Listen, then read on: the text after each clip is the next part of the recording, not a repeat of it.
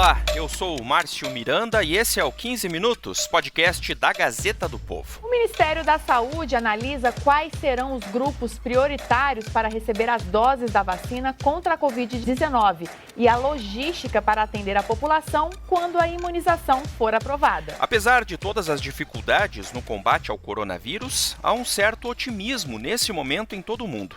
Ele vem principalmente das boas notícias sobre as vacinas. Como você já ouviu aqui no 15 Minutos, os estudos da vacina da Pfizer, por exemplo, foram concluídos na fase 3 e apontaram para uma eficácia de 95% do imunizante. Segundo as farmacêuticas, a vacina é segura e não gerou efeitos colaterais graves. Os testes também envolveram pessoas com mais de 65 anos. Neste caso, a eficácia foi de mais de 94%. Já no início dessa semana, o laboratório britânico AstraZeneca informou que a vacina contra a Covid, que está sendo desenvolvida em parceria com a Universidade de Oxford, teve eficácia combinada em média de 70% em testes clínicos que foram realizados no Brasil e no Reino Unido. Segundo a empresa, em algumas simulações, esse imunizante mostrou até 90% de eficácia. Da Universidade de Oxford, e ela tem eficácia média de 70%. Isso porque foram duas dosagens diferentes. Uma se mostrou 62% eficaz e a outra 90% eficaz. E aí, juntando as análises desses dois cenários, no geral, os cientistas concluíram que a vacina é 70% eficaz. Além disso, há outras, A chinesa, a Coronavac, que já tem as primeiras doses estocadas lá em São Paulo, também a da farmacêutica Moderna. Enfim, opções parece que não faltam. Mas a grande questão é, até que ponto esse otimismo pode se transformar em realidade aqui para o Brasil? Com quem o país negocia ou pretende negociar para ter efetivamente a tão aguardada vacina contra a Covid-19? É disso que a gente vai tratar nesse episódio aqui do 15 Minutos. Minha convidada é a Kelly Cadanos, editora de República da Gazeta do Povo, em Brasília. Ô Kelly, para a gente começar, até o momento, o governo brasileiro tem um compromisso firmado já para comprar alguma das vacinas que estão sendo desenvolvidas aí em todo o mundo, Kelly? Oi, Márcio. Por enquanto, o Brasil tem 2 acordos bilaterais para compras de vacinas, Além de também integrar aquele COVAX Facility, que é uma iniciativa da OMS para distribuição de vacinas já licenciadas, O Brasil já investiu 2 bilhões e meio de reais para entrar nesse consórcio da OMS. Além disso, na semana passada, os técnicos do Ministério da Saúde se reuniram com representantes de vacinas de várias empresas, por exemplo, da Pfizer, da Johnson & Johnson e também de um instituto que desenvolve a Sputnik. Além dessas empresas, a saúde também já informou que vai conversar com uma empresa indiana que pretende levar ao mercado a Covaxin. Outra vacina também em testes. Mas apesar dessas reuniões todas, não há nenhum compromisso firmado pelo governo para a compra dessas vacinas por enquanto. O discurso do Ministério da Saúde é que o governo vai comprar a primeira vacina segura que chegue ao mercado. O Ministério da Saúde ele vem acompanhando 270 pesquisas sobre vacinas contra a Covid-19. Então, por enquanto, está tudo muito em aberto, nenhuma decisão ainda, nada muito fechado em relação a essas vacinas, Márcio. Essas vacinas, claro, vão ser usadas no Brasil só depois de uma chancela da Anvisa. Só que o governo não pode ficar parado, porque tem uma corrida contra o tempo, tem uma fila de espera aí para essas vacinas. Então, tão logo tivermos lá a eficácia dessas vacinas, com a assinatura de protocolos, com a carta de intenções, essas vacinas vão estar garantidas para o Brasil e aí, claro, vai ter investimento. Agora, quem ficou de fora foi realmente a Sinovac dessas conversas, a Coronavac, que já tem lá o protocolo e acordo fechado com o Instituto Butantan. Bom, uma ressalva só importante, que é em relação a essa vacina da China, a Coronavac, tem algumas doses que estão no estado de São Paulo. O acordo para que se tenha a aquisição desse imunizante não é via governo federal, e sim via governo de São Paulo, Instituto Butantan, até porque, como a gente já falou em outras oportunidades, no pano de fundo dessa questão de saúde pública entrou uma questão política eleitoral, Kelly? Isso, Márcio. Existe essa briga política aí entre o presidente Jair Bolsonaro e o governador de São Paulo, que é o João Dória, por causa dessa vacina, essa politização dessa vacina. O acordo bilateral, nesse caso, ele foi firmado pelo governo de São Paulo, não tem nada a ver com o Ministério da Saúde, com o governo federal. É um acordo do governador João Dória com a empresa chinesa que fabrica a Coronavac. Então, já chegaram as primeiras doses, mas para a população de São Paulo. Isso ainda a gente não tem uma expectativa do Ministério da Saúde aprovar essa vacina, utilizar, comprar, né, essa vacina para o uso em escala nacional. Pelo menos por enquanto, é só um acordo do governo de São Paulo com a empresa responsável pela vacina. Ainda não temos essa expectativa em relação ao Ministério da Saúde, até porque o presidente Jair Bolsonaro já vetou, né, a compra dessa vacina justamente por conta dessa briga política entre os dois, né? Pois é, para quem não lembra, foi em outubro, né, quando o ministro Eduardo Pazuello, ele num encontro, uma conferência com governadores, com representantes de todos os estados, chegou a falar na possibilidade de compra, né, e já um acordo a ser firmado para a compra dessas doses também da vacina Sinovac pelo Ministério da Saúde, pelo governo federal, e aí deu toda aquela polêmica. No dia seguinte, ele recuou, voltou atrás, né, o Ministério voltou atrás, o presidente Jair Bolsonaro fez críticas nas redes sociais e culminou tudo isso com aquele vídeo com o general Pazuello, ministro da Saúde, à época ainda contaminado pela Covid, né, gravando um vídeo ao lado do presidente Jair Bolsonaro, dizendo que quem manda, manda quem pode e obedece, aquela velha história, como a gente está ouvindo aí, inclusive, um trecho desse vídeo do general Pazuello. Não teve problema nenhum. Senhores, é simples assim.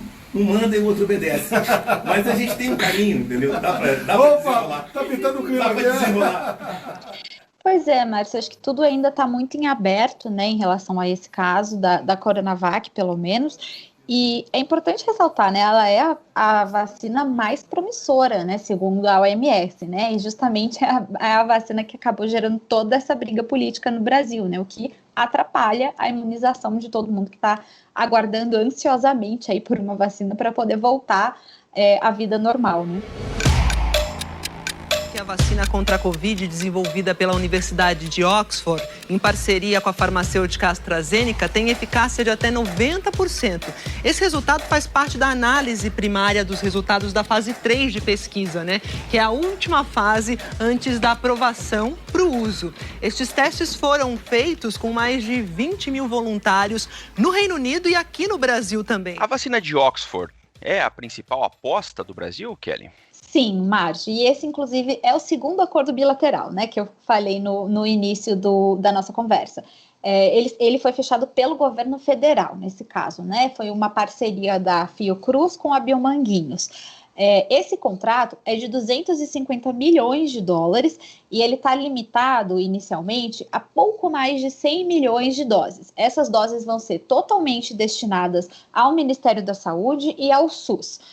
Ao fim desse acordo, né, a Fiocruz ainda vai ter a capacidade de produzir mais 110 milhões de doses ao longo do segundo semestre de 2021. Então, esse é, sim, uma das principais apostas do governo brasileiro, pelo menos do governo federal. Bom, na semana passada, a gente conversou aqui no 15 Minutos, a Amanda Miléo e eu, sobre a vacina da Pfizer, né, que mostrou essa eficácia de 95% e que já tem pedido para uso emergencial feito lá no FDA, a agência lá dos Estados Unidos.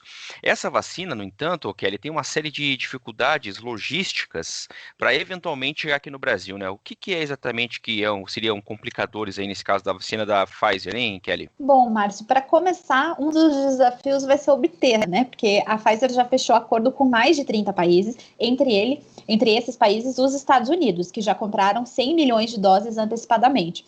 Outra questão logística diz respeito ao armazenamento e ao transporte dessa vacina, porque ela requer temperaturas que são de menos 70 graus Celsius para se manter estável, né, para efetivamente funcionar. Então, segundo algumas fontes do Ministério da Saúde, uma dúvida no governo é sobre como garantir o armazenamento dessas vacinas, porque elas exigem temperaturas muito baixas. Uma alternativa que foi apresentada pela própria empresa, pela Pfizer, é usar embalagens com gelo seco para manter os imunizantes refrigerados por mais dias, né? Aqui no Brasil, a Pfizer também vai pedir à Anvisa um registro emergencial. Assim que o FDA, que, como você falou, né, o órgão americano que cuida desse tipo de procedimento, der a liberação lá nos Estados Unidos. Esse registro emergencial significa que a vacina vai começar a ser usada sem que a fase 3 tenha sido totalmente concluída. Por quê? Porque os voluntários eles vão ser acompanhados por ainda 2 anos para que se possa estabelecer aí a duração da eficácia dessa vacina. Mas os cientistas consideram que durante uma pandemia essa informação se torna secundária. Então, a Pfizer, inclusive, soltou um comunicado na semana passada, dizendo que já fez uma proposta para o governo brasileiro e informou que teria condições de entregar vacinas aí para imunizar milhões de brasileiros já no primeiro semestre do ano que vem. Pois é, e para quando que o governo brasileiro estima, então, efetivamente começar a vacinar a população, hein, Kelly? Pelo visto, só no ano que vem mesmo, viu, Márcio? O Ministério da Saúde afirma que a primeira remessa de vacinas deve estar disponível no Brasil só no primeiro semestre de 2021. Mas essa primeira leva, ela vai contemplar inicialmente o grupo de risco da doença, não é uma vacina ainda liberada para todos os brasileiros.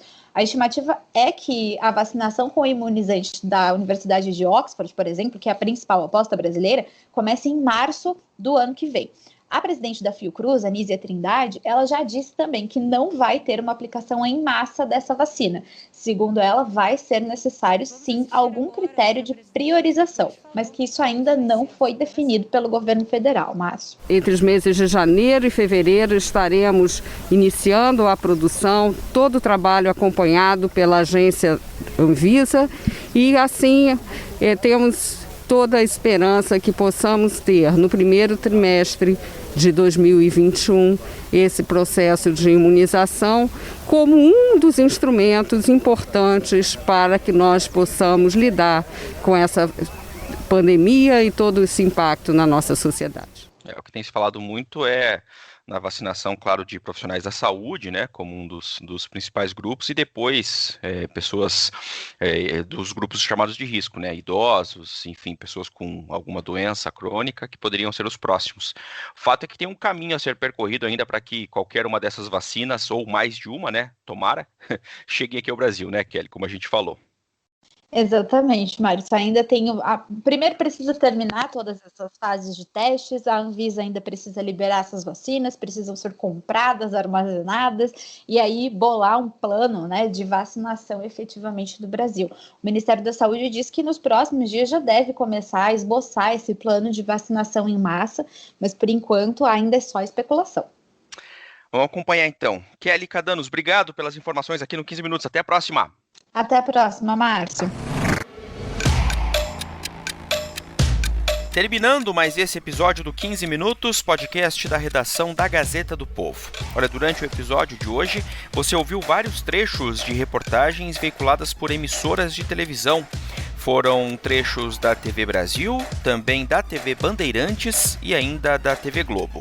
Eu lembro que o 15 Minutos conta com a participação da Maria Escrocaro e da Jennifer Ribeiro na produção, a montagem é do Leonardo Bestloff e a direção de conteúdo do Rodrigo Fernandes. Eu sou o Márcio Miranda e agradeço muito a sua companhia. Até mais!